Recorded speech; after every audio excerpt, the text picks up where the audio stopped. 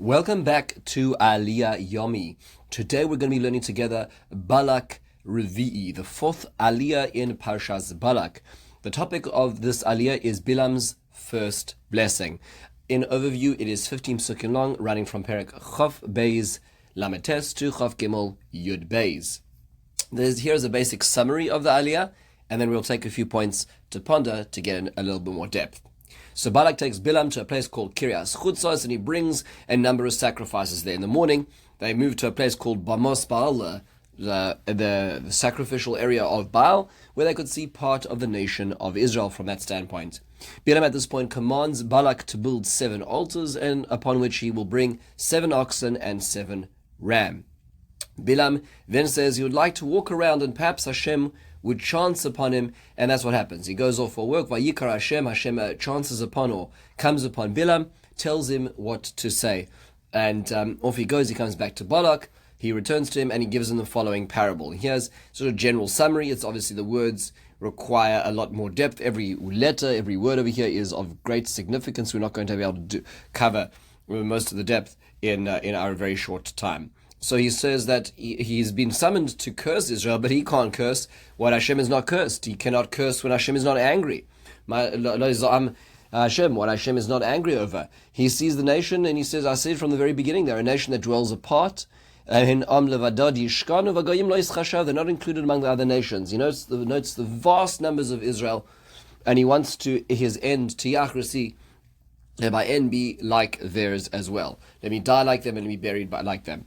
Balak asks in amazement, how can you bless them when I called you to curse them? And Bilaam once again reiterates that whatever he says is from the mouth of Hashem. That's a basic summary of the Aliyah. A few basic points to ponder when trying to look at this first blessing. First of all, the places. Why Kiryas Chutzos? Why the place that he takes him is Kiryas Chutzos? So Rashi explains this is a large cosmopolitan city, many marketplaces, lots of bustling commerce, and he's showing this to Bilaam to demonstrate what Israel would destroy were they to gain power. It's worthwhile noticing that this is, very much one of the anti-Semitic lines which is used time and time again about Israel always being an aggressor. It sort of reminds me of the Palestinians going to and taking the UN through Gaza City, drumming up support and showing what a victim they are after all these terrible aggressions, when in fact they started it and they're the ones who fired the rockets. Here Balak is saying, look what Israel's going to do and attack, but Israel never was going to attack Moab in the first place. But look, this is what they're going to destroy. We're the victim, and he's trying to drum up support. That's what seems to be going on over here. Why Bamos Baal? Why is the place that he's going to, so as to be cursing Bamos Baal? Rashi says because it is an area of Avodah Zarah. So he's capitalizing on that perhaps being some sort of opportunity for them to curse Israel from there. Why the 7 altars? Why does Bilaam tell him to build 7 altars? Lots of fascinating suggestions. The Rashbam says he knew he had to act beyond what Hashem allowed him to, so meaning to say he had to go around the system of Hashem, but he's still trying to use the system at the same time. So he's trying to curry favor in Hashem's eyes, using the system, but also working around the system at the same time. Rashi says it's because the patriarchs built 7 altars. Avram built 4, Yitzhak built 1, Yaakov built 2, if you go through the stories of the Avos, and therefore corresponding to all of their efforts, he's trying to, we'll call it, harness that power, that building 7, and saying, look, I did more than all of them, or the same as all of them in all of their lifetimes put together. The Ibn Ezra points out that there are much deeper understandings as to why the number 7 is significant over here, and he says that people who understand Kabbalistic ideas would understand what's going on over here. The Baal term adds in another aspect, and that is that Eov built 7 altars as well when he wanted to reach Hashem. It also could correspond to the 7 mitzvahs b'nei Noach. The 7, we'll call it commandments that the nations outside of Israel have to fulfill, and perhaps almost as a signifying that we are doing everything we can, so please listen to us. It should be noted, interestingly enough, Kabbalistically, that the Chidah points out in Sefer Melachim Beis, Perek Beis, there are 42 children killed by bears who, before taunting the prophet Elisha upon his becoming a prophet, and the Chidah points out that those 42 children were actually souls that had been trapped by the zechus, the merit of these karbonos. These souls had been trapped by the karbonos, and these souls entered the world through sin. They were born through conception on Yom Kippur, and the way that they were freed from being trapped by these karbonos was when Elisha essentially released these bears upon them, therefore sort of filling the circuit, completing the circuit for these very sad souls which have been trapped. Just a complex aspect of some of the Kabbalistic aspects in the background of this.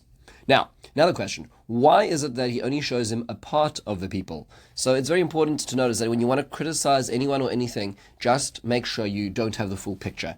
You want to understand. You want to be able to level an argument which is illegitimate. Well, just look at half the story. Just look at half of the picture. You'll always have something to say. If you don't understand everything, then you're always going to have a criticism. If you don't know the full picture, you will always find what you think is a legitimate complaint. So look at a little bit of Israel and find a criticism because you're not looking at the full people. That's the way to do it. It's important to realize this because most people today pontificate based on headlines rather than even in-depth research. Most people make their judgments based on their simple, very limited viewpoint about the way that a particular administration, a particular policy is put into practice without even realizing the full context for it as well. Very important perspective in terms of having full or partial perspective, and they were manipulating partial perspective to create curses.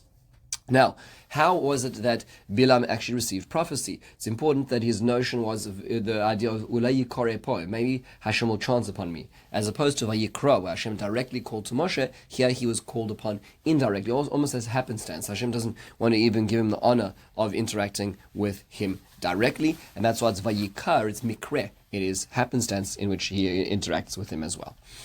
Finally, what does it mean that Hashem was getting angry? That Hashem wasn't getting angry. The Gemara in Brachos and Daf Zayin tells us that Hashem gets angry for a fraction of a moment every day.